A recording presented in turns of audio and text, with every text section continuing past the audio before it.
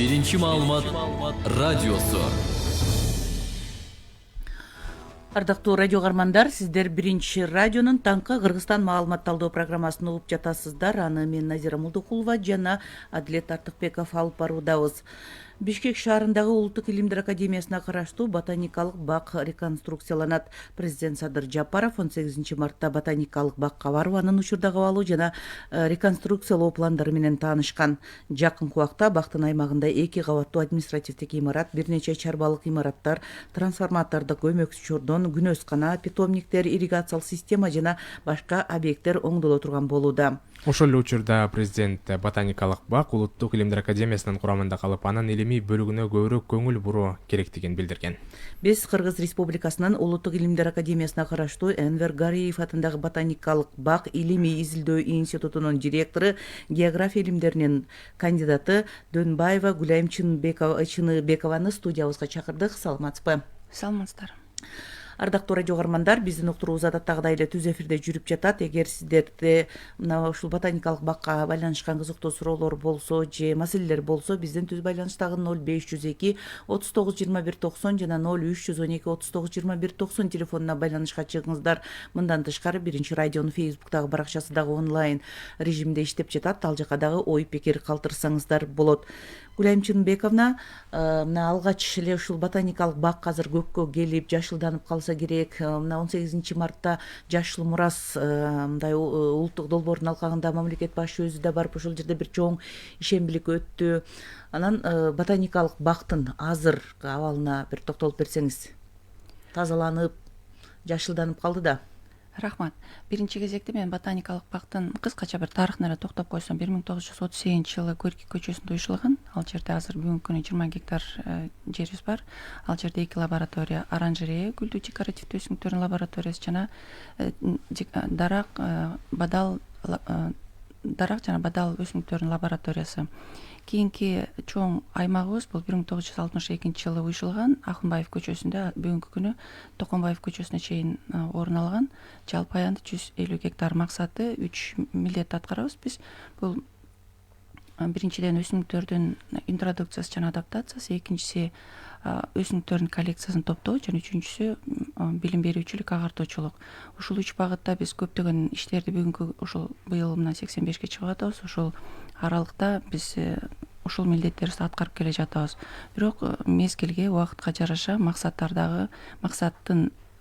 жетүү үчүн кандайдыр бир милдеттерибиз дагы кеңейип же болбосо өзгөрүлүп келет. Бүгүнкү күнү мындай жалпы чоңунан айтканда акыбалы мына акыркы 30 жылдын ичинде мындай начарлап кеткен. Себеби каржы маселеси чечилбей, кызматчылар көчүп кетишип башка мамлекеттерге, бүгүнкү күнү ошол штаттык бирдиктерди аз болуп, абалы өтө жакшы деп айта албайм.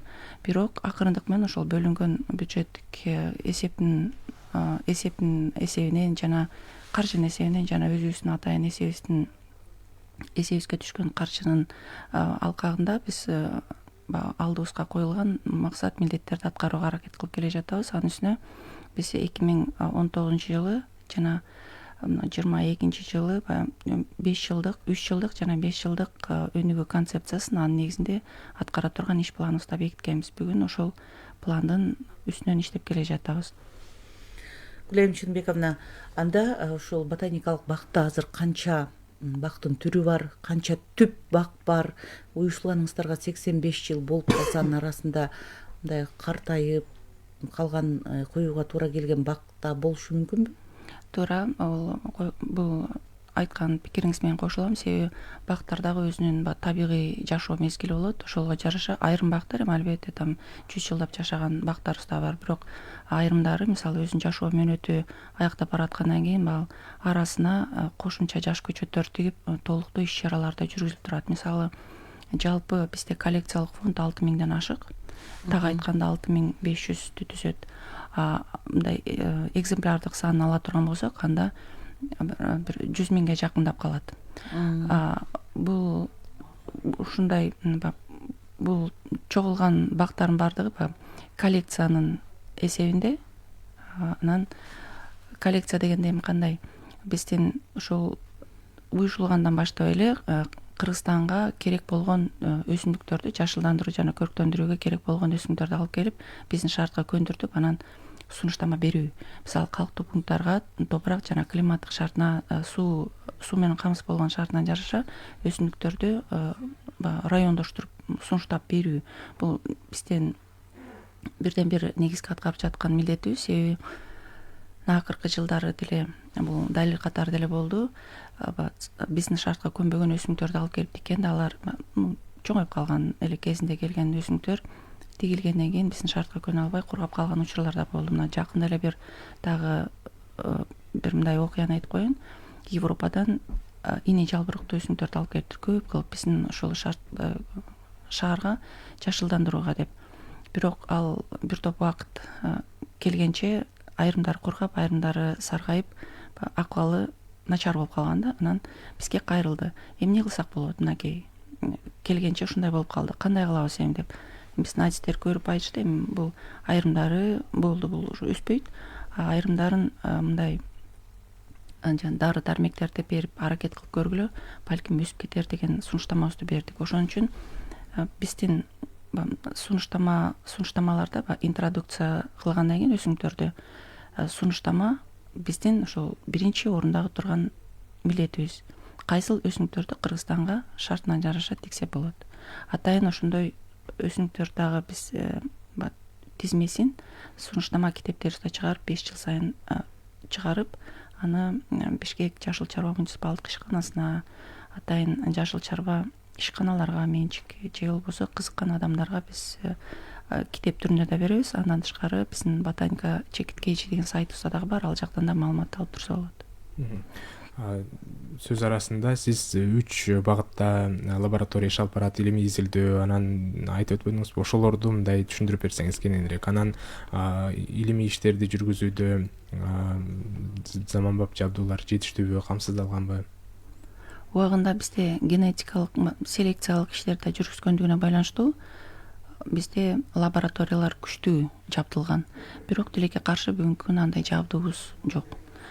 Кызматкерлер, илимий кызматкерлерибиз аткарып жаткан жумуштары бул өсүмдүктөрдүн декоративдүү гүлдөрдүн үстүнөн иштешет, бадалдардын түрлөрү боюнча, дарактардын, дары чөптөрдүн жана мөмөлүү бактардын селекциялык иштери боюнча ошол кызыктуу иш-чаралар жүргүзүп турат. Мисалы, Борбордук Азияда бүгүнкү күнү биздин гана институт, ботаникалык бак, мөмөлүү бактар боюнча селекциялык иштер жүргүзүп келе жатат.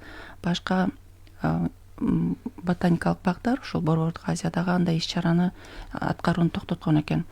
Анан кызматкерлердин саны дагы ошол негизи 4 лаборатория жана 1 филиалыбыз бар Нарын шаарында. Ошол лабораториялар жана жогоруда айтып өткөн багыттар боюнча иштерин алып бара жатышат. Болгону бүгүнкү күнү негизги болгон биздин көйгөйүбүз ошол толук кандуу ишти алып барууга бул толук каржылоо менен эле штаттык бирдиктер. Ушул 2 маселе чечилсе, анда бүгүнкү күндө эле көп иштерди аткара алабыз. Биздеги аткарылган иштер, натыйжаларыбыз бардыгы ошол ботаника чекиткейчи сайтында жана социалдык тармактарда баракчаларыбыз бар, YouTube каналыбыз бар, ошол жерден көрүп таанышса болот. Мына эми ботаникалык бак жөнүндө дагы көп пикирлер айтылып, ар кандай суроо талаштар пайда болуп келген. Бирок мына 18 мартта ботаникалык бактын аймагында мамлекет башчы болуп, ушул Улуттук илимдер академиясынын курамында кала турганын айтты. Ага ылайык сиздер иш планыңыздарды бекиттиңиздерби, жана айтпадыңыз стратегия кабыл алынган деп. Мына ошого бир өзгөртүүлөр чукулдан киреби? Негизи бул ошол 18 марттагы келген президентибиздин келген максаты дагы ошол биздин ботаникалык бакта кандай иш-чаралар болуп жатканын жеринен көрөйүн деп келген болуш керек. Себеби буга чейин көп жолу айтылып келген мэрияга берилет же болбосо башка бир министрликтердин курамына өтөт деген бир көп маселелер көтөрүлүп келген бүгүнкү күнү. Анан ушул 18-inde чекит коюлуу болуш керек деп ойлойм. Себеби мамлекет башчысы айтып кетти, ушул Улуттук илимдер академиясынын курамында калат, булар өздөрүнүн илимий ишин аткарыш керек деп. Себеби бүгүнкү күнү биз аткарып жаткан илимий иштердин маанилүүлүгү ушул мөмөлүү бактар боюнча интродукция жана сунуштамаларды берүү боюнча Кыргызстанда бир дагы илимий мекеме аткарбайт. Биздин аткарып жаткан иш чараларыбыз ушул мамлекет үчүн, Кыргызстан үчүн. Мисалы, мөмөлүү бактар боюнча айтып кетейин, жалпы кара өрүктүн 23 сорту мамлекеттик реестрге катталган, ал дагы ошо селекциялык жаңы сорттор. Алманын 13 жаңы сорту катталып кирген. Бул эгерде экономикалык жагынан да мындай эсептөөлөр болгон. Мисалы, 1 гектар аянтка ошол өрүктөрдүн канча даанасы тигилсе, канчалык экономикалык орточо бааны алганда 1 килограмм мөмөсүнө түшүмдүүлүгүн эсептеп туруп, анан ошол 1 гектар жерден канча киреше ала алат фермер. Ошондой эсептер менен бардык далилдери дагы бар да. Анан биздин чакан болсо дагы ар бир лабораторияда өзүбүздүн питомниктерибиз бар. Ал жерде жана интродукцияланган биздин шартка көнгөн көчөттөрдү тигип, болушунча ошо Кыргызстандан булуң бурчунан келишет. Мисалы, күзүндө Нарын шаарына алып кетишти. Мына азыр жазында болсо Бишкек шаарына, Бишкектин аймагындагы конуштарга, мектептерге, Чүй областынын айрым айылдарына дагы айыл өкмөттөрүнө алып кетип жатышат. Себеби алар бизден көчөттөрдү алгандан кийин сөзсүз түрдө консультациялык жардамды дагы алып турушат. Телефон менен байланышып, кандай кылсак болот деп суроолор болсо бизге кайрылып турат. Демек, бул биздин бүгүнкү күнү аткарып жаткан ишибиз Кыргызстандын азык түлүк коопсуздугуна, экологиялык коопсуздугуна, көз карандысыздыкка дагы чоң таасирин тийгизет деген ойдомун. Гүлайым Чынымбековна, сиз жогоруда айтпадыңызбы, мына ошол жерде питомникте көчөттөр даярдалып, анан сатыла турганын. Демек, сиздер жана илим өзүн-өзү деле бакса болобу? Сиз айтпадыңызбы, бизге бүгүнкү күндө каржылоо маанилүү депчи? Анан ботаникалык бактын аянты канча азыр ушул мүмкүнчүлүк береби сиздерге өзүңүздөр каржылап, жанагындай питомниктерди уюштуруп, же дагы башка бир жашылдандыруу иштерине байланыштуу өзүңүздөрдү каржылап алууга? Советтер Союзу мезгилинде биздин ботаникалык бактын аймагында питомниктер абдан көп болгон, баардык багыттар боюнча. Анан Кыргызстанды камсыз кылып турган. Анын ичинде Бишкек шаарында, бүгүнкү күнү Бишкек шаарында өсүп жаткан жашы жеткен көчөттөрдүн, бак-дарактардын 95% ошол биздин ботаникалык бактын сунуштамасы менен тигилип келген. Ошон үчүн убагында Союз мезгилиндеги эң жашыл шаар деген статуска ээ болгон. Бүгүнкү күнү биздин жалпы аянтыбыз Бишкек шаарында 170 гектар түсөт. Питомниктер түскөнгө дагы шартыбыз бар. Бирок ошол ишти баштап кеткенге биринчи кезекте мамлекеттик колдоо керек. Анан ишибизди улап кетсек болот. Ошол эле жөнүндө мамлекет башчысы дагы 18 мартта келгенде айтып кетти. Башында буларга жардам бериш керек. Булар өздөрү аракет кылып бутуна туруп алыш керек. Анан кийин ишин уланта бере тургандагыдай шарт түзүп беришибиз керек деди. Ошондой мамлекет тараптан колдоо боло турган болчу болсо, силерде мындай илимий кызматкерлер, адистер жетиштүүбү? Анткени бир убакта баягы илимден көп адамдар кетип баштабады беле? Сакталып калдыбы адистер?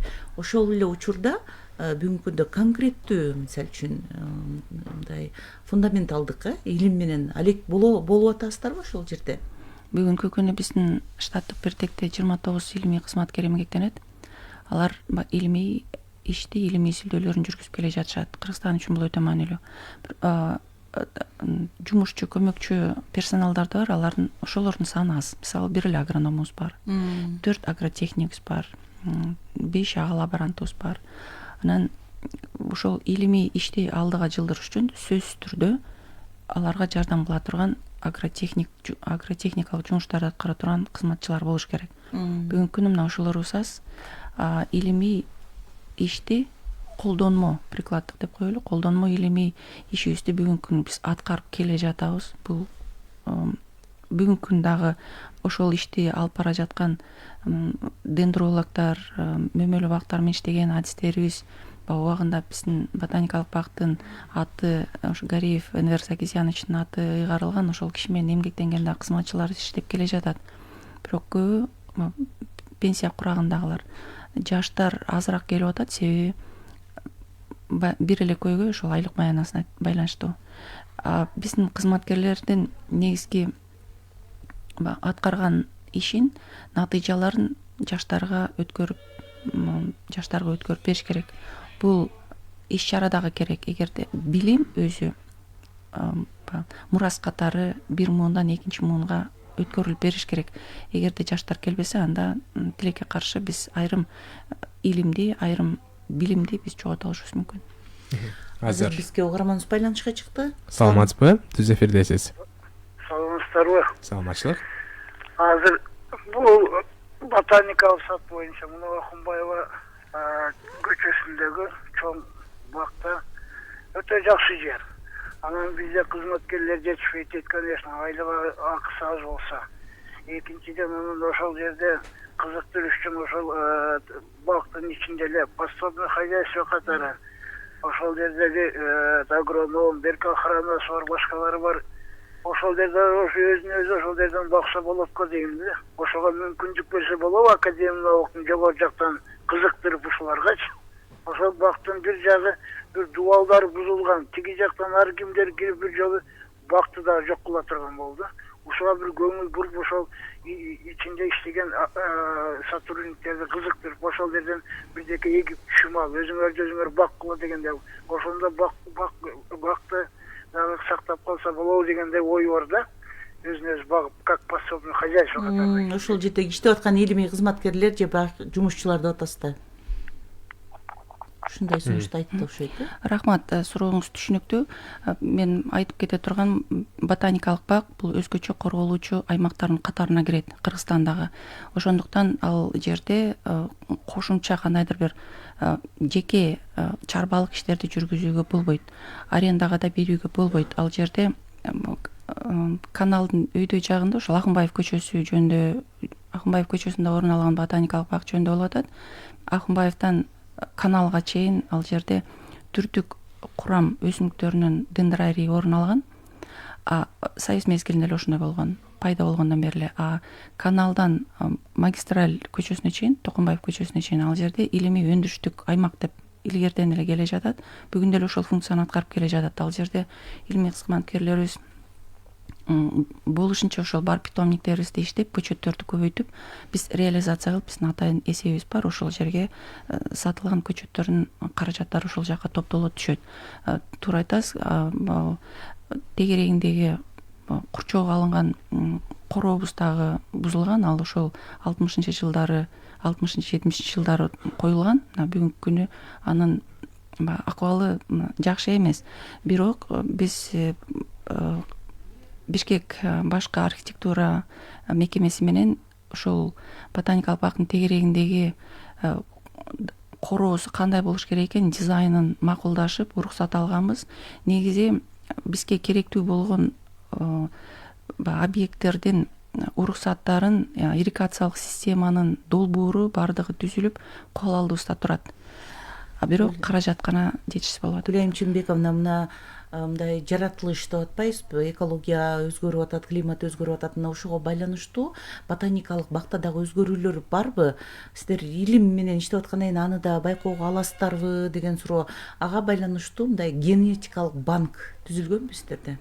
Биз генетикалык банкыбыз 2018 жылдан бери түзүлгөн. Бүгүнкү күнү ал жерде 30 ашык аталыштагы 200-ге жакын образец үлгүлөрү сактоого алынган. Биз аны ошо Кыргызстанга экспедицияга чыкканда чогултуп келебиз уруктарын. Жана бүгүнкү күнү биз 224 ботаникалык бактар менен 45 мамлекет менен кызматташабыз. Алар менен урук алмашуу болуп турат. Мына ошол айрым уруктары келгенде биз ошол банка коебуз. Кандайдыр бир бөлүгүн немелерге күнөс каналардын ичине тигип, аларга өстүрүп байкоо жүргүзүп турабыз. Анан алар биздин шартка көнсө, демек ал дагы биздин жашылдандырууга, көрктөндүрүүгө дагы бир кошумча жаңы көчөттүн бир түрү болот. Азыр байланышка чыккан кийинки угарманыбыз бар. Саламатсызбы? Саламатсыздар, Бишкектен эсен. Атабыз. Эң өкүнүчтүүсү жана угарман айтып атпайбы, подсобный хозяйство кылып койсо болобу деп. Биз ушу ботаникалык бакты жөнөкөй эле бир көмөкчү чарба түзүп турган нерсе катары кабыл алгандыгы үчүн ушул 30 жылдан бери талаш статус болуп, анын бакты кууратып дагы, тепселеп дагы, өрттөп да бүттүк да. Бул ачык асмандын алдындагы илимий лаборатория катарында ар бир жаран, ал жерде иштеген кызматкерлер эмес, бийликтин ар бир бутагы ошондой көз караш менен мамиле кылмайынча ботаникалык саатты өрттөп, талаптанып түгөтөбүз да.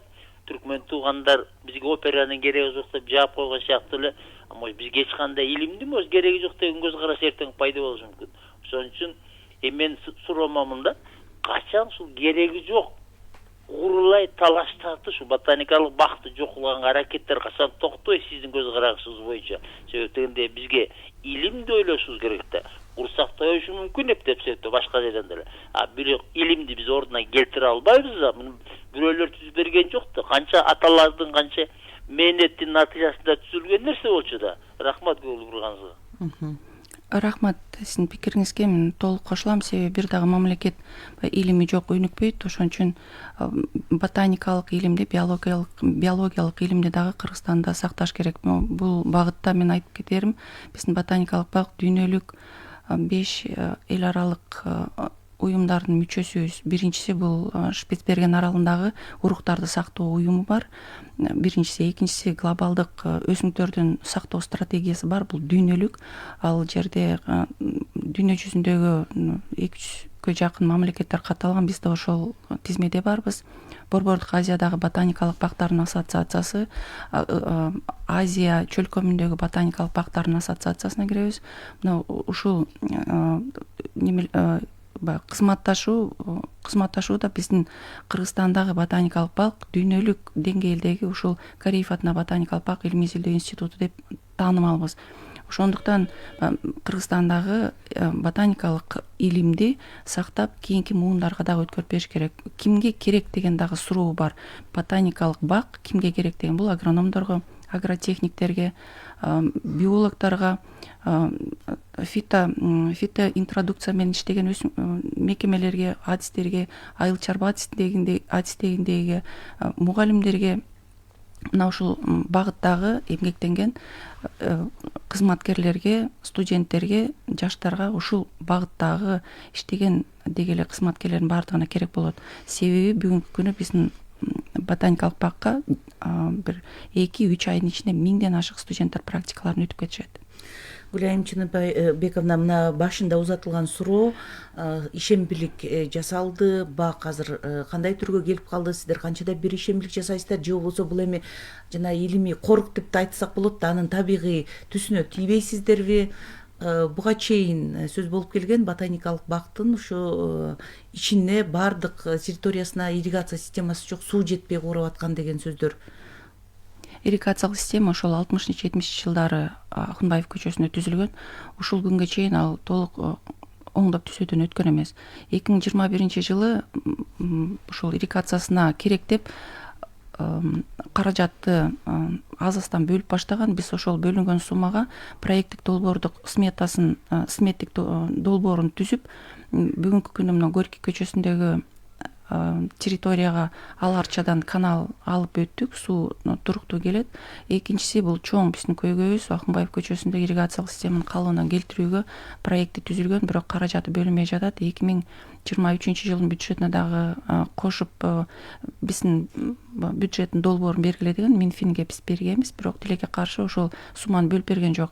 Биз ал жерге эмне үчүн көп кылып көчөттөрдү тикпей жатабыз? Себеби ал жерде биринчи кезекте ирригациялык системаны оңдоп түзөш керек. Азыр жашылдандыруу чалып калды. Биздин убактыбыз тар. Ардактуу угарман, сурооңузду кыскараак берүүңүздү өтүнөбүз. Саламатсызбы? Алло, саламатсыздарбы? Саламатчылык, угуп атабыз сизди. Орозоңузга кабыл болсун. Рахмат. Мен мындай демекчимин, мына эжеке айтып атпайбы, дүйнөлүк деңгээлдеги ботаникалык саттардын катарына кирет. Мен деле ошондой болгонун жакшы көрөм, бирок ары бери өткөндө көрөбүз, дубалдар көчүп калган, тешик деле каалаганы кирип каалаган чыга берет. Ити менен деле прогулка кыла берет, анын ит болуп атпайбызбы? Муну эмне үчүн ушул күнгө чейин карап мындай көңүл бурулбайт дейм да. Ошо туура айтасыз, ирригациясына карасаң ал деле туура эмес. Кандай өсүп атат, өзү менен өзү ушу ооруп пураганы оорап ушуну болуп атат да. Бул эгер ошончолук деңгээлде болсо, сөзсүз түрдө коңгуроо калсаңыздар болмок да. Сөзсүз бизде бир жаман адат болуп калды. Сөзсүз түрдө президенттер гана келгенде, кийлигишкенде гана сенсация болуп чыга калат да. Өздөрү милдеттерин аткарса бул академиялык алып кимге тиешелүү? Алар эмне кылып отурат? Эмнесе алар чыгып айтпайт? Анан ушундай болгондон айтып атат. Биз мындай дүйнөлүк деңгээлдеги ушундай дарактарды билебиз го, өсүмчүлүктөрдү сактап калып, аны өстүрүүгө аракет кылышыбыз керек да. Бюджет бар дегенде Кудай буйрса. Ушуну бир көзгө алып, жакшы колго алсак да. Рахмат. Пикириңизге рахмат, сурооңузга да рахмат. Негизи биз коңгуроону кагып эле келе жатабыз. Акыркы 5-6 жылдан бери тынбай эле бардык деңгээлдерге каттарда жазып, түздөн түз дагы барып катышып, 2022 жылдын 11 майында жогорку кеңеште дагы бул каралып кабыл алынган көп маселелер коюлган ал жерде. Сиз айтып жаткан иш-чаралардын баардыгы бул агротехникалык жана чарбалык иштерге кирет. Ал жака сөзсүз түрдө каржылоо керек. Илимий жактан биз өзүбүздүн ишибизди аткарып келе жатабыз. Ал сөз жок. Ошол илимдик жетишкендиктерди алдыга сүрөш үчүн бул чарбалык жана агротехникалык жумуштар керек. Колдоо да керек. Дүйнөдөгү бардык мамлекет ботаникалык бактар булар мамлекеттик колдоосу менен гана келе жатат, өсүп келе жатат. Жеке дагы менчик ботаникалык бактар бар. Алардын максаты каражат топтоо элге көрсөтүү. Тилекке каршы бизге берилген убакыт дагы чектелип калды. Бизге байланышка чыгып аткан угармандарга да ыраазычылык билдирип жана түшүнүү менен кабыл алуусун өтүнөбүз. Ардактуу радио угармандар, бүгүн биздин студияда Кыргыз Республикасынын Улуттук илимдер академиясына караштуу Энвер Гариев атындагы ботаникалык бак илимий изилдөө институтунун директору, география илимдеринин кандидаты Гүлайым Донбаева суроолорубузга жооп берди. Ардактуу радио угармандар, биздин уктуруу улана бермекчи. Биз жогоруда белгилеп өткөндөй, мына ат башы ГЭСи реконструкцияланды. Анын кайрадан жаңыланып ишке берилишине министрлер кабинетинин төрагасы Акылбек Жапаров катышты. Министрлер кабинетинин төрагасы мындан ары реконструкциялоодон өткөн ГЭС Нарын областынын жашоочуларын туруктуу электр энергиясы менен гана камсыз кылбастан бүтүндөй областтын социалдык экономикалык өнүгүүсүнө чоң салым кошо турганын белгилеген. Ат башы ГЭСинин мурунку жана учурдагы абалы, кубаттуулугу туурасында электр станциялары ачык акционердик коомуна караштуу инвестициялык долбоорлорду ишке ашыруу департаментинин жетекчисинин орун басары Эрмек Нуржанов менен маекти улантабыз. Эрмек мырза, саламатсызбы? Саламатсыздарбы? Кутмандуу таңыңыз менен. Эми мына ат башы ГЭСи реконструкциядан өткөнү жалпы коомчулукка жагымдуу жаңылык болуш керек. Анткени мындай бүгүнкү күндө электр жарыгысыз жашоону элестетүү мүмкүн эмес. Тынымга гана жарыксыз калсак биз абдан чуу салып мындай жашай албай тургандай өзүбүздү элестетип кетебиз. Эми ушул реконструкциядан өткөндөн кийин ат башы ГЭСи кандай абалга келип калды? Ага чейин кандай эле? Сөздү ушундан баштап берсеңиз. Өзүңүздөргө белгилүү болгондой эле, кече күнү ат башы ГЭСинде Кыргыз Республикасынын министрлер кабинетинин төрагасы Акылбек Усенбекович, ошондой эле Кыргыз Республикасынын энергетика министри Талайбек Комикеевич жана Швейцария мамлекетинин Кыргызстандагы элчиси Оливье Бангертердин катышуусунда кече күнү ат башы ГЭСинде салтанаттуу азем болуп өттү. Буга чейин ат башы ГЭСи 1970 жылы ишке киргизилген. Бүгүнкү күнгө чейин баягы 53 жылдан бери иштеп кыргыз элине кызмат кылып келген экен. Бул реконструкция долбоору 2013 жылы Кыргыз Республикасы, Швейцария мамлекети жана электр станциялар ачык акционер коому ортосунда келишимге кол коюлган. Андан кийин 2017 жылы General Electric деген подрядчик менен кол койдук. Анан 2018 жылдан баштап баягы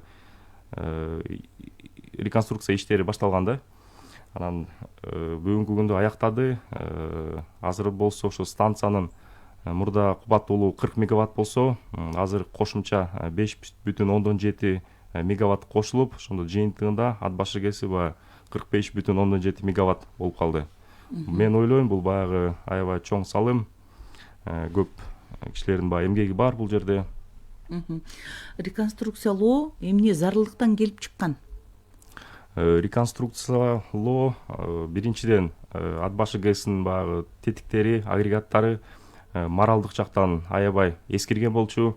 Бизде жана капиталдык ремонттоо иштери аралыктар аябай кыскарып кеткен. Бат баттан эле улам капиталдык ремонтту талап кылып, жана аларга кеткен чыгымдар да көбөйгөн да.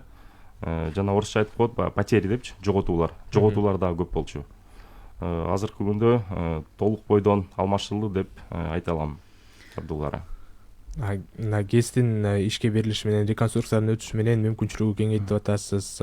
Канча бир аймакты камтып, элди камтып, мындай электр жарыгы менен камсыз кылып бере алат?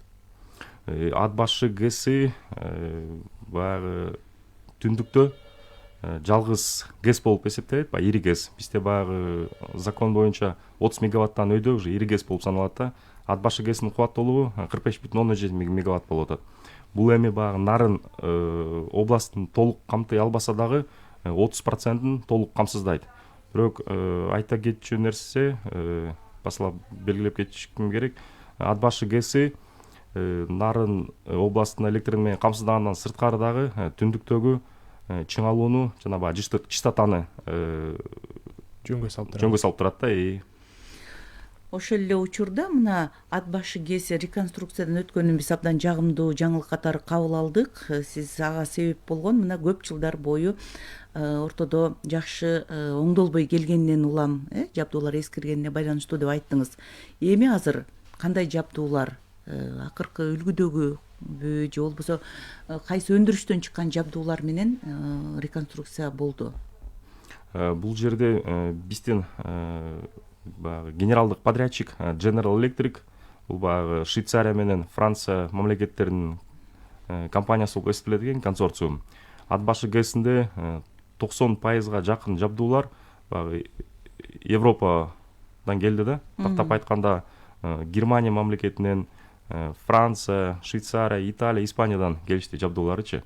Бүгүнкү күндө баягы заманбап жабдуулар жана ошондой эле башкаруу управлениясы заманбап SCADA системасы орнотулду да. SCADA дегенди кантип түшүнсөк болот? SCADA деген эми мурда бүт баарын баягы ЦПУ деп коет, центральный пульт управления. Ошол жерде диспетчерлер отуруп, бүт баягы колдору менен барып агрегаттын жанына барып ишке киргизсе, азыр болсо бүт баары баягы ноутбук, современный, заманбап мониторлор бар. Ошол жерден эле баягы мышканын жардамы менен басып коюп эле агрегаттарды ишке киргизип, кайра токтотконго мүмкүнчүлүк жаралды да. Мындай учурдан да кадрлардын да саны кыскардыбы же болбосо тескерисинче кеңейтилип атабы? Кубаттуулук кеңейген сайын жумушчулардын да саны кеңейеби? Азырынча кадрлардын саны ошол эле бойдон, себеби баягы жабдуулар жаңы да. Алар үйрөнүш керек биринчиденчи, себеби подрядчик баягы жумушун аяктап бизге өткөрүп берди. Мындан ары баягы ишти биз алып кетишибиз керек да. Демек учурда атайын ушул жабдууларды колдонуу үчүн окутуулар өтүп атат деп түшүнсөк болобу? Окутуулар буга чейин өттү. Ошо подрядчик тараптан, консультанттар тараптан, Швейцариядан дагы атайын окутуучулар келип окутуп кетишти да баягы. Азыр угуучубуз байланышка чыгып калды. Саламатсызбы, угуп атабыз сизди? Алло, саламатсызбы? Саламатчылык, угуп атабыз. Мен мындай демекчимин, айтыңызчы, реконструкция канча акча жумшалды биринчиден. Анан каяктан алынды, анан кийин эмнесин өзүбүздөн деле мындай күчтүү куруучулар бар да, эксперттер, күчтүү нерселер бар. Биздин ГЭС курган энергетиктерибиз дүйнө жүзүндө иштеп атышат азыр, сыртка чыгып. Ошондон анан экинчи маселе айтсаңыз, эми нардын климаты оор болгондуктан байланыштуу ал жерде эмне үчүн жашыл экономика эмне колдонулат? Колдонуп турган оюңар барбы? Мисалы, шамалдан, күндөн деп. Ошого жатпайбыз. Бир эле өзүңөр айтып кетиңер, ат башы ГЭС гана бир гана ошондон келейт. Ал жетишпейт да. Ошондон башка альтернатив экономика эмеге деп өтүп атасыңарбы? Ошондой планыңар барбы? Рахмат. Байланышканыңыз үчүн сизге рахмат.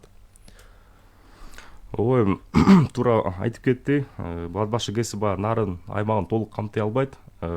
Бирок ат башы ГЭСи бизде негизи ГЭС болгон, бул өзү баягы жашыл энергия болуп саналат да.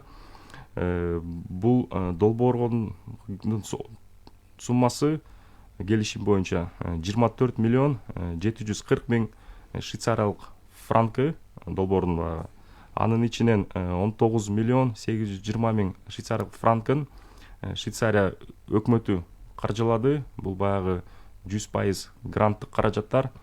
Андан 80% да бул, 20% болсо биздин ачык акционердик коом электр станциялары компаниясы баягы каржылады.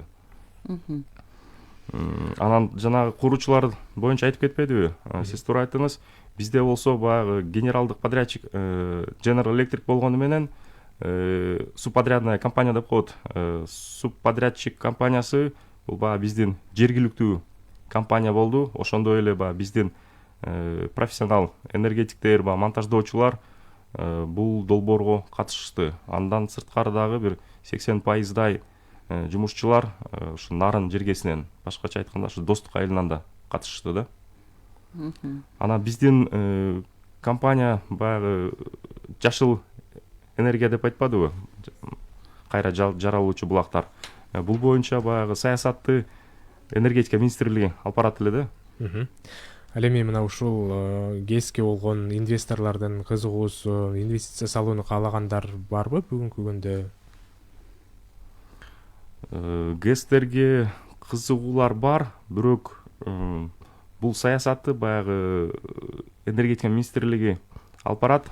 Бизде болсо, биздинге караштуу долбоор бул Камбаратта 1 ГЭСи жана башка баягы ири ГЭСтер да. Албетте ал боюнча баягы инвесторлордун кызыгуусу бар, жумуштар баягы өзүнүн угунда жүрүп жатат. Ушул Камбаратта 1 ГЭСи боюнча да өз сөзүндө токтолуп өтпөдүбү министрлер кабинетинин төрагасы?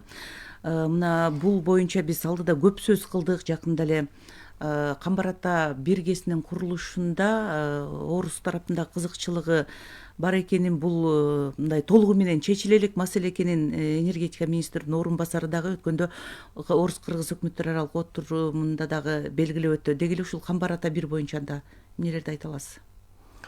Камбаратта 1 боюнча азыркы күндө баягы жумуштар жүрүп жатат. Баягы өзүңүздөр билгендей эле подготовительный работа деп коет да. Ошол жумуштар баягы жүрүп жатат. Жолдор, баягы көпүрөлөр, ушул сыяктуу жумуштар жүрүп жатат. Салынып атат негизинен, туннель салынып атат, жумуш болуп атат. Бул жерге эми келген инвесторго алгач мындай инфраструктурасын даярдыктар көрүлүп атат десек болобу? Ооба. Ошондой эле инвестициялык долбоорлорду ишке ашыруу департаментинин мындай бүгүнкү күндөгү жүргүзүп аткан дагы кандай иштери бар? Биздин департаментте 4 долбоор бар. Бул долбоор биринчи эле ушу Ат башы ГЭСин реконструкциялоо долбоору, Токтогул ГЭСинин реабилитациялоо долбоору, ал 2 фазага бөлүнгөн, фаза 2, фаза 3, 3 Коргон ГЭСин модернизациялоо, жана ошондой эле Камбаратта 2 ГЭСтин 2 агрегатын ишке киргизүү боюнча долбоор. Ушул эми долбоорлорго дагы ар бирине өзүнчө токтолуп бербейсизби? Ат башы ГЭСи бүгүнкү күндө аяктады десек деп айта алам. Ал жерде жабдуулар, агрегаттар, күч трансформаторлору толук бойдон жана ошондой эле жардамчы вспомогательное оборудование толук бойдон алмашылды. Бул өз мөөнөтүндө бүттүбү реконструкция? Бул болсо өз мөөнөтүндө эле бүттү. Ортодо баягы бир топ кыйынчылыктар болду. Өзүңүздөр билгендей эле баягы ковидке тушар болуп калдык, границалар жабык болуп калды. Анан ошого карабастан Ат башы ГЭСинин реконструкциялары өз убагында аяктады. Азыр бизге байланышка чыккан угарманыбыз бар экен, саламатсызбы? Саламатсыздарбы? Саламатчылык угуп атабыз сизди. Бишкектен чыгып атам, Атылыстан. Мен мындай суроо бар да. Азыр ГЭСтер жакшы курулушунда, ошонун канчасы пайдаланылат, канчасы пайдаланбай калат да. Анан азыр айтып атат 20-30 жылдан кийин суу азаял болуп атат деп. Суу азайып кетсе кандай иштеши ГЭСтер болуп калат да. Анан бир эме да, ГЭС чакан ГЭС болуп атат. Кемин районунда, Чоң Кемин өрөөнүндө Тегирмен айылында 300 жыл мурун курулган ГЭС чакан ГЭС. Азыр иштеп атат да. Эмне үчүн ошол чакан ГЭС Чоң Кемин өрөөнүндө 8 айыл бар да. Ошо камсыздатылган болот экен, камсыздаса болот экен да. ГЭСти ошо иштеп атат. Бул Кеминдин Ресмиге келип, кайта Кеминден Чоң Кеминге түшөт кетип атат да. Ошол эле ГЭС Чоң Кемин айылын эле кошуп койсо болот эле да. Камсыз кылган коёсу ар бир ГЭС ошон. Кеминге келбей, блок жака жиберсе болот дейм да. Ошо чакан ГЭСтин курулганда ошол турган айыл болобу, эмек болобу бөлүнүп койсо болот да. Турат кемиңге кирет, кеминен кайта эле кемиңге чоң кемиң барат, чоң кемиңден кайта эле кез чыгат. 8 айга камсыздатылган кез бар. Иштеп атат. Канча кез кылып атабыз дагы каяка кетип атат кездер маты. Чакан кез иштеш керек да. Сиздин сурооңузга энергетика министрлигинин адистери жооп бере алат болуш керек. Эгер бул суроого кызыксаңыз, анда биздин радио күзөт программабыз бар. Радио күзөт программабыздын алкагында дал ушул кемин чаган кезине байланыштуу суроого жооп алып берүү мүмкүнчүлүгүбүз бар. Эмесе биз маегибизди уланта берели, Эрмек мырза. Мына ушул ат башы кеси боюнча бүгүнкү күндө ишке пайдаланууга берилди. Анан кубаттуулугу дагы көбөйтүлгөнүн айттыңыз. Эми бул жерде калкка эле берилеби, электр кубаты же өндүрүш ишканалары да алабы?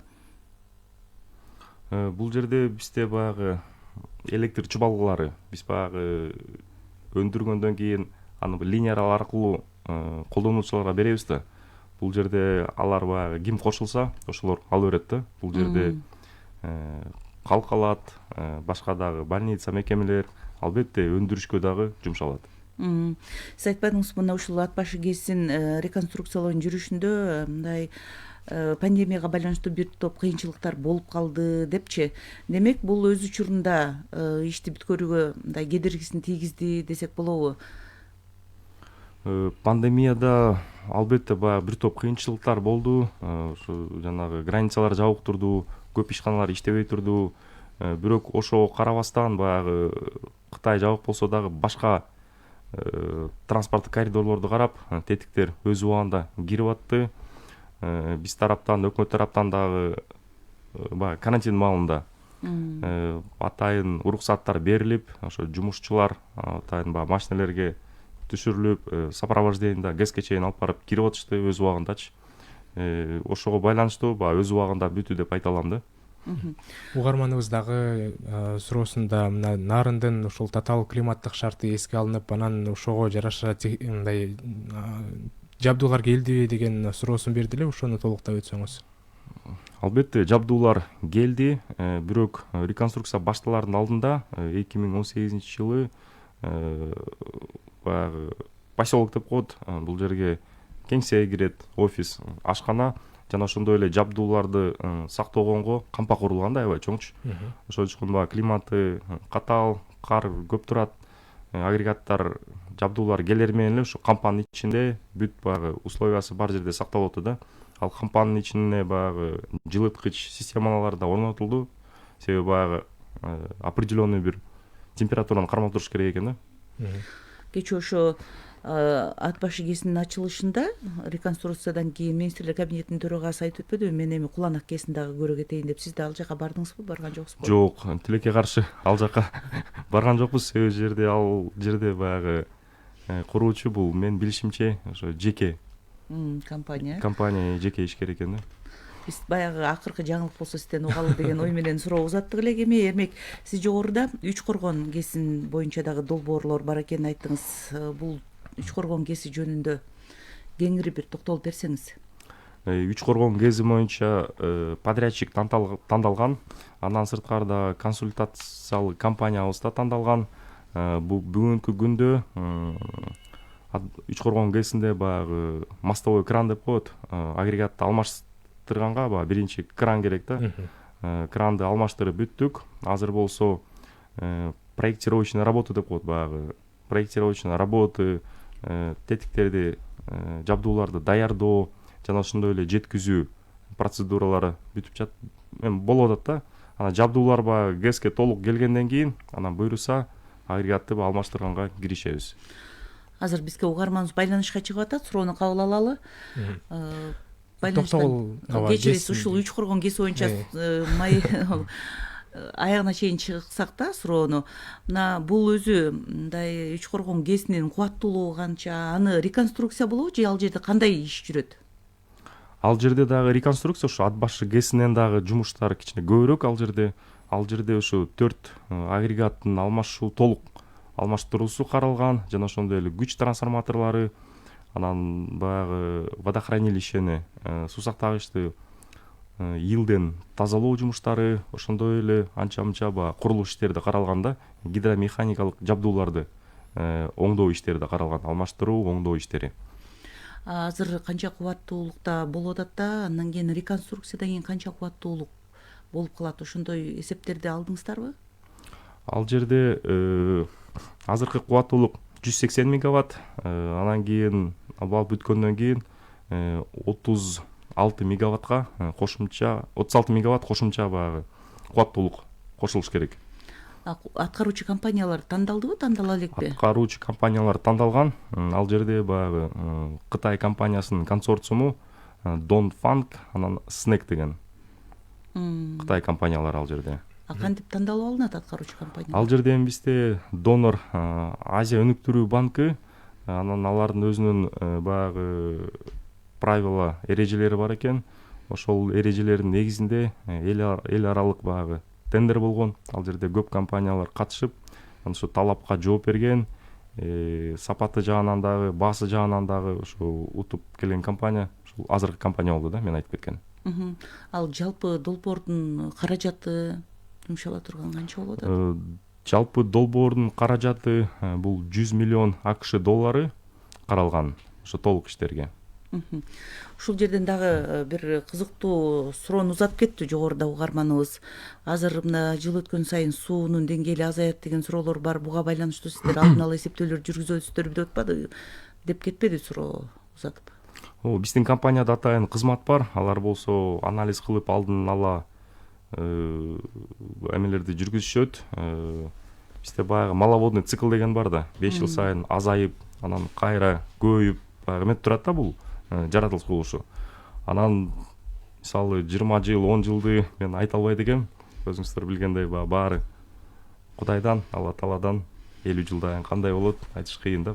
Эгер ушул суунун деңгээлине же алдыда суу кандай боло турганына сиздердин мындай кызматта, департамент атайын кызмат бар болсо, бизге дагы кызыктуу. Биз жогоруда репортажыбызда 2026 жыл ушул кургакчыл болушу ыктымал деген адистердин пикирин узаттык. Анда алдыдагы жылдарга карата маалыматты сиздерден дагы толуктаса болот турбайбы? Мен сурап көрөйүн, эгер болсо бөлүшүп коебуз. Токтогул КЭСтин реабилитациялоо иштери тууралуу айтып өттүңүз эле, бүгүнкү күндө аткарылып аткан иштер. Токтогул КЭСи боюнча былтыр 4-агрегаты ноябрь айында ишке берилген. Осенне-зимний период деп коет, күз-кыш мезгилин толук бойдон иштеп чыкты, ийгиликтүү. Анан ошо 1-марттан баштап подрядчикке болсо 2-агрегатты бергенбиз реконструкциягачы. Анан буюрса декабрь айына чейин бүтүп калыш керек. Азыркы күндө демонтаждоо иштери ушу бүтөйүн деп калды. Ошол менен катар дагы монтаждоо иштери жүрүп жатат.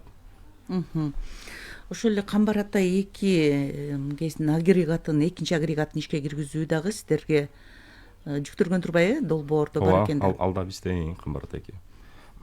Ал боюнча Камбар Атай 2 КЭСи азыркы күндө биз эл аралык тендер жарыялаганбыз. Ал жерде биздин донорубуз Евразия өнүктүрүү банкы Ябыр. Азыр ошолор менен иш жүргүзүп жатабыз. Анан ушу жакынкы күндөрдө баягы тендер бүтсө, подрядчы компания тандалып калат деп ишенем. Эрмек мырза, неге эле сиздердин департаментте ушул долбоорлорду түзүүдө алдын ала план ушу 1 жылда эле эсептелип чыгабы, же болбосо бул көп жылдык топтолгон мындай эсептерден улам долбоорду даярдайсыздарбы?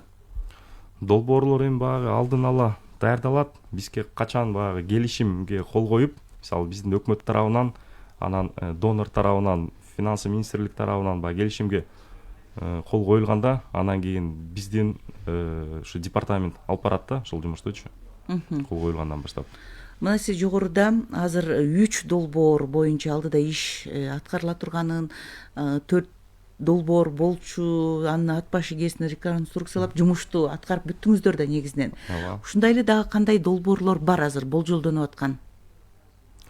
Эми азыр Камбар Ата 2 Токтогул КЭС, 3 Коргон КЭСи бул баягы билинбеген менен аябай чоң долбоор. Мисалы ат башыга салыштырмалуучу. Буга дагы бир топ убакыт талап кылынат. Анан мен ойлойм, кийинки долбоор Камбар Ата 1 болуш керек. Себеби азыркы күндө уже башталбадыбы? Баягы алдын ала подготовительный работа баягы даярдануу иштери башталды. Бирок бул долбоорду биздин департамент алып барбайт да. Азыр баягы бизде отдел капитального строительства деген бөлүм бар. Азыр ошолордо. Биз көбүнчө баягы эл аралык финансылык институттар менен иштешебиз. Ошол менен байланышкан долбоорду ушу биздин департамент алып барат да. Ушул эл аралык институттар менен иштешүүдө кандай бир жеңилби же кыйынчылык барбы, ынандырыш керекпи? Биздин Кыргызстандын имиджи кандай эле ошону бир оңдоп түзөө зарылдыгы барбы же болбосо ушул жерге келгенде сиздердин маселе эмнеден келип чыгат? Же кандай ой пикир айта аласыз ушул? Эми ар бир ГЭСтин өзүнүн убактысы бар да, иштөө убактысычы. Анан өзүңөр билесиздер, көп эле бизден баягы ал убакыттан өтүп кеткенбиз да. Бул баягы биринчи очередь ошол ГЭСтин жумушчуларынын аракети менен баягы иштеп келатат. Биринчи болсо долбоорлор башталарда баягы ТЭО деп коет, технико-экономическое обоснование. Негиздемеси. Негиздемеси. Ошол түзүлүп, баалары, эми болжолдуу бааларды саналып, кайсы жабдуулар алмашылат, ошол түзүлгөндөн кийин, анан кийин баягы жумуштар башталат да. Биз минтип суроо узатып атканыбыз, бир кезекте Кыргызстан мына таза суу долбоорун ишке ашырып, анан кийин ал анча өзүнүн натыйжасын бербей калгандан кийин эл аралык институттар Кыргызстанда ушул таза суу долбоорун ишке ашырууда калпыстыкка, коррупцияга жол берилди деген ойдо, мисалы үчүн Азия банк эле ошол тоңдуруп койбоду беле каржылоосун. Ошондон улам суроо пайда болуп атат да. Жо, ал жагын айта албайм. Анан биз мисалы, биз тараптан андай көйгөйлөр, маселелер азыркы күнгө чейин жарала элек. Баардыгы ийгиликтүү, кандай каралса, ошондой жүрүп атат.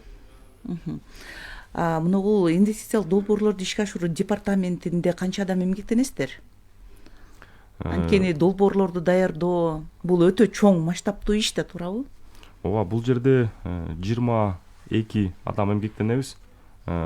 Департаменттин ичинде баягы 4 группа, башкача айтканда баягы топ деп коет. Ошо ат башы ГЭСинин тобу, Үч Коргон, Камбар Ата, Токтогул ГЭСтердин топтору бар да. Ар бир ушул топто Токтогул ГЭСинде кичине көбүрөөк 7-8, кээ бирлеринде 4-5тен баягы кызматкерлер иштейт. Эми Эрмек, биз сөзүбүздүн башында ушул ат башы ГЭСин реконструкциялоо жөнүндө баштадык элек. Эми ошо тема менен жыйынтыктайлы.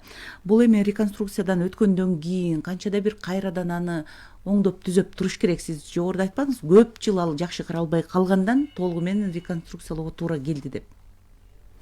Жок, ал көп жылдан бери жакшы каралбай калган эмес. Ал бул жерде баягы эскилиги, ар бир эменин баягы иштөө убактысы бар да. Ал жерде 53 жыл дегенде эле аябай чоң убакыт да.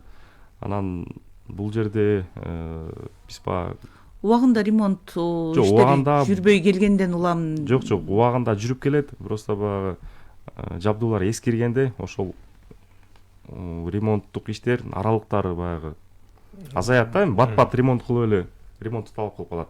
Азыр болсо толук бойдон алмашылды.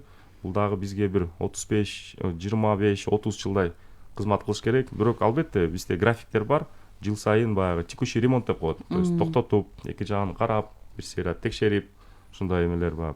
Профилактика деп коет да. Мындай келген жабдуулардын мындай кепилдиги канча мөөнөткө берилип атат же андай кепилдик болбойт? Бул жерде кепилдик бар.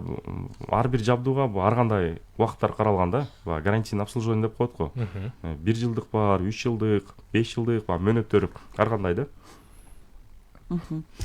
Сизге рахмат, атайын убакыт таап келип биринчи радионун суроолоруна жооп бергениңиз үчүн. Урматтуу радио угармандар, мына кечээ биз жалпы коомчулук ат башы ГЭСин реконструкциялоо аяктап пайдаланууга берилгенине күбө болдук.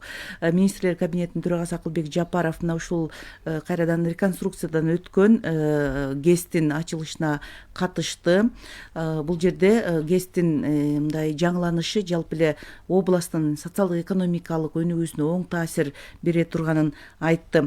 Белгилүү болгондой, ат башы ГЭСи бул 40 мегаваттка чейин бүгүнкү күндө мындай электр кубатын берип аткан. Эми реконструкциядан өткөндөн кийин 45 миллиардтан ашыгыраак же болбосо 45,7 мегаваттка чейин электр энергиясын же кубатын берип калды. Биздин студиябызда мына ушул ат башы КЭСтин мурунку жана учурдагы абалы кубаттуулугу туурасында сөз кылдык. Ал үчүн электр станциялары ачык акционердик коомуна караштуу инвестициялык долбоорлорду ишке ашыруу департаментинин жетекчисинин орун басары Эрмек Нуржанов болду. Атайын вакыт бөлүп келгениңизге дагы бир ирет ыраазычылык билдиребиз. Ушуну менен Кыргызстан маалымат алуу программасынын бейшемби 6 апрелдеги таңкы чыгарылышын аяктайбыз. Программаны Найзира Молдукулова жана Надирет Артыкбеков алып бардык. Түз эфирде иштөөгө бизге көмөктөшкөн Дилбар Капарова жана Алтынай Сарыбаева болду.